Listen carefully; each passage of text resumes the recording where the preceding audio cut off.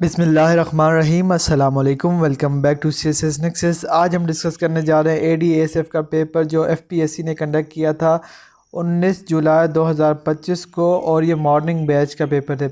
Paper discuss करने से पहले मैं आप सबसे रिक्वेस्ट करूंगा, अगर आप हमारे चैनल पर नए हैं तो काइंडली हमारे चैनल को सब्सक्राइब कर लें, हमारी वीडियोस को लाइक करें, उसे ज़्यादा से ज़्यादा शेयर करें। अगर आप हमारी व्हाट्सएप फैमिली का हिस्सा नहीं है तो लिंक डिस्क्रिप्शन में है, उसको क्लिक करके हमारी व्हाट्सएप फैमिली का भी हिस्सा बन जाइए। तो चलिए शुरू करते हैं। Antonym of dormant. डोरमेंट का एंटोनिम पूछा होता है। एंटोनिम का मतलब होता है ऑपोजिट, ठीक है। डोरमेंट का मतलब होता है इनएक्टिव, लेकिन उसने ऑपोजिट पूछा हुआ है तो हमने लगा दिया active. Active was right option. Hopefully ये गिवन ऑप्शन में भी होगा। Demure meaning. डिम्योर का मतलब होता है किसी को तंग करना, किसी को ह्यूमिलेट करना।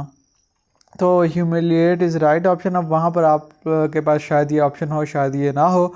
हमें क्वेश्चन तो ये मिल गया, इसके राइट आंसर्स जो ऑप्शन में गिवन है उसमें जो सिमिलर टू ह्यूमिलिएट था वही होगा। Meaning of word tilt. Tilt का मतलब जो है ना पूछा हुआ था, उर्दू में पूछा हुआ था झुकाव। To be Greek. To be Greek का मतलब होता है, इडियम था, इसका मतलब पूछा होता है। इसका मतलब होता है कि कोई चीज़ बहुत पुरानी हो, कन्वेंशनल हो, पुरानी ज़माने की, जो आपको सेंस ना दे रही हो बट काम कर रही हो। डेलीरियस। डेलीरियस का मीनिंग पूछा हुआ था, इसका मतलब होता है डिस्टर्ब्ड स्टेट ऑफ माइंड, मतलब आपका दिमाग कभी कभी डिस्टर्ब होता है, तो इसका था disturb state of mind. Next question था who framed objective resolution. Liaquat Ali Khan. Hopefully option में होगा। अगर आपको कोई एरर नज़र आता है तो सिर्फ ये कमेंट करने से कि मिस्टेक्स हैं, आपका ज़िम्मेदारी और हक अदा नहीं होता। बीइंग अ रिस्पॉन्सिबल सिटीज़न, आपको जो क्वेश्चन गलत लगता है उसका सही आंसर और सही क्वेश्चन आपको कमेंट में मेंशन करना चाहिए। गारे सोर कहाँ पे मौजूद है? गारे सोर is in Mecca. Next MCQs की तरफ चलते हैं। क्वेश्चन इस तरह था कि IMEC India middle east economic corridor is against, मतलब कि वो किसके राइवल है? India middle east economic corridor जो है ना, CPEC जो है उसके राइवल है। ऑप्शन में BRI भी था, लेकिन BRI was not right option. CPEC is right option. फिर पूछा होता हमास और इसराइल का जो सीज़ फायर करवाया है वो किसने करवाया है? तो ये आपके मिस्टर डोनाल्ड ट्रंप यानी US ने कराया है। नेक्स्ट क्वेश्चन है Lucknow pact was framed by Mohammad Ali Jinnah. Mohammad Ali Jinnah ने लखनऊ पैक्ट को फ्रेम किया था। Iqbal conveyed message through. Iqbal ने अपना मैसेज किस चीज़ के थ्रू कन्वे किया? तो पोइट्री के थ्रू जो है ना उन्होंने अपना मैसेज कन्वे किया। यूज़ ऑफ सुपरलेटिव डिग्री पूछा हुआ था। सुपरलेटिव डिग्री पूछा हुआ था, जब भी आपके पास आ जाए, द आ जाए ना, तो आपने सुपरलेटिव यूज़ करना होता है। द बेस्ट रेस्टोरेंट था शायद, पता नहीं क्या, या होटल था, इस तरह का था कुछ, लेकिन जब द आ जाए तो आपने सुपरलेटिव डिग्री यूज़ करनी होती है। नेक्स्ट MCQs पूछा हुआ था कि we were told to save electricity. तो इसमें सेव इलेक्ट्रिसिटी क्या है? ये है नाउन फ्रेज, नाउन फ्रेज है ये। नेक्स्ट क्वेश्चन है कौन से सेंट्रल एशियन कंट्री जो है ना यूरोप को कनेक्ट करती? तो Kazakhstan is right option. Kazakhstan जो है वो यूरोप को कनेक्ट करता है, सेंट्रल एशियन कंट्री है ये। फिर पूछा हुआ था कि $3 बिलियन का लोन पाकिस्तान को किसने दिया है? तो $3 बिलियन का लोन पाकिस्तान को IMF ने दिया है, और IMF को लेंडर ऑफ लास्ट रिजॉर्ट भी कहते हैं। और इस बार जो है ASF एक्ट का नहीं पूछा, ऑफिशियल सीक्रेट्स एक्ट पूछा। तो अगर आपका कल पेपर है यानी 20 जुलाई को, तो आपने लाजमी बाकी सारे एक्ट्स भी करके जाने हैं। मैंने ASF की पूरी प्रिपरेशन सीरीज़ बनाई है, उसमें सब एक्ट्स कराए हैं, तो काइंडली उसे देख लीजिएगा।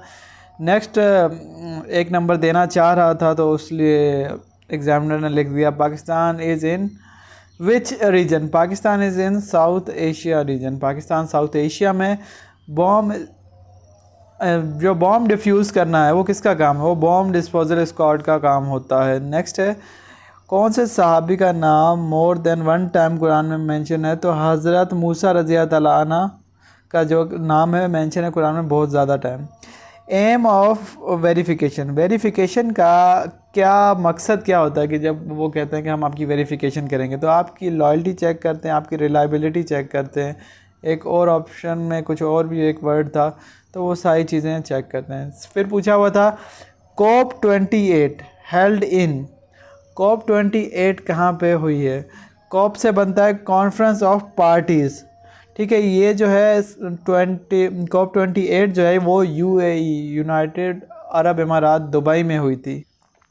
नेक्स्ट क्वेश्चन की तरफ जाने से पहले मैं आप सबसे रिक्वेस्ट करूंगा, अगर आप हमारे चैनल पर नए हैं तो काइंडली हमारे चैनल को सब्सक्राइब कर लें। अगर व्हाट्सएप का हिस्सा नहीं है व्हाट्सएप ग्रुप का तो लिंक डिस्क्रिप्शन में उसे भी क्लिक कर लीजिए और हमारी व्हाट्सएप फैमिली का हिस्सा बन जाइए। अगर आपका 20 जुलाई को पेपर है तो हमने पूरी सीरीज़ बनाई हुई है, वो प्लेलिस्ट में जाके ज़रूर विज़िट करें, आपको फ़ायदा होगा। नेक्स्ट क्वेश्चन है हमारे पास, टैक्स फ्रॉम प्रिजनर। जो प्रिजनर्स होते हैं, जंगी कैदी होते हैं, उनसे जो टैक्स लिया जाता है उसे कहते हैं खराज।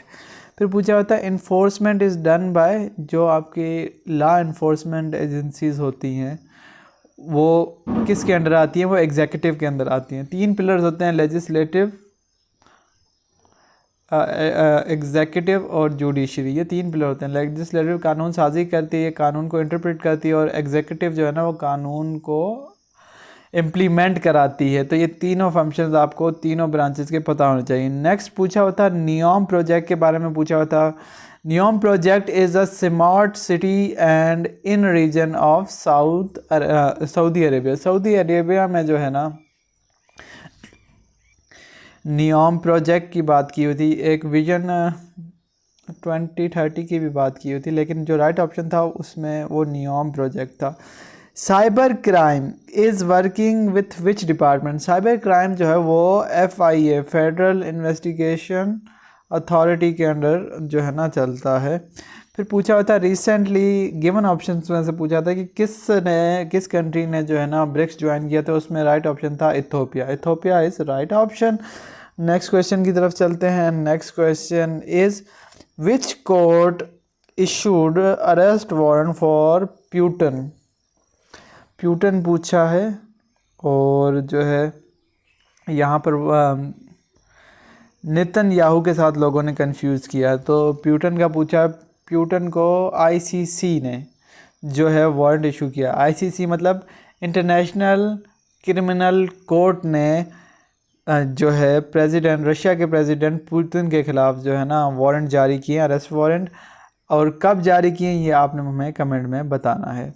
What caused US China trade war. US China trade war किस चीज़ की वजह से हुई है? तो जो एडवांस चिप थी उन पर जो है ना US ने बैन कर दिया था कि चाइना नहीं ले सकता, तो उसकी वजह से ना ये लड़ाई बहुत बढ़ गई और अब आगे तक पहुंच गई है। चिलम जोशी इज़ फेस्टिवल ऑफ। तो चिलम जोशी जो है वो कराश वैली का फेस्टिवल है, चिलम जोशी। नेक्स्ट क्वेश्चन की तरफ चलते हैं, और नेक्स्ट क्वेश्चन है if 0.13 multiply by P is 13। तो P की वैल्यू निकालनी थी, मैं ये आपको सॉल्व करवा देता हूँ। 0.13 P is equal to 13। P यहीं रहने देंगे, हम यहाँ पे ले आएंगे 13, और ये 13 आ जाएगा यहाँ पे, और मल्टीप्लाई करेंगे 100 के साथ। अब मैं आपको ये बता दूं जिनको नहीं पता, 1 ये 13 पॉइंट में लिखा है तो इसको ख़त्म कर ले, पॉइंट की जगह हम 1 लिखेंगे इसकी जगह, और जितने भी वैल्यूज़ हैं ना उनकी जगह 0 लिखेंगे। 2 वैल्यूज़ थी 100, तो ये और ये कैंसिल हो जाएगा, तो P इज़ 100। 100 जो है राइट ऑप्शन था वहाँ पे। नेक्स्ट MCQs है हमारे पास, y is 5 then 10 under root y 5 है, तो 10y यानी 50 अंडर रूट 125 माइनस 25। तो नन ऑफ दीज ऑप्शन वहाँ पे राइट था, वहाँ पे यहाँ पे 100 आ रहा था, तो ये बनता है 500। तो ये ऑप्शन ठीक था, लेकिन ये ऑप्शन था नहीं वहाँ पर जो बता रहे हैं स्टूडेंट्स। तो ये था आज का MCQs और आज का पेपर। अगर आपको कोई सवाल मैंने स्किप कर दिया है या स्टेटमेंट सही नहीं लिखी तो कमेंट में हमें सही स्टेटमेंट बता दें, हम उसको नई वीडियो में बनाने की कोशिश करेंगे। मिलते हैं एक नई वीडियो के साथ, तब तक के लिए अल्लाह हाफिज़।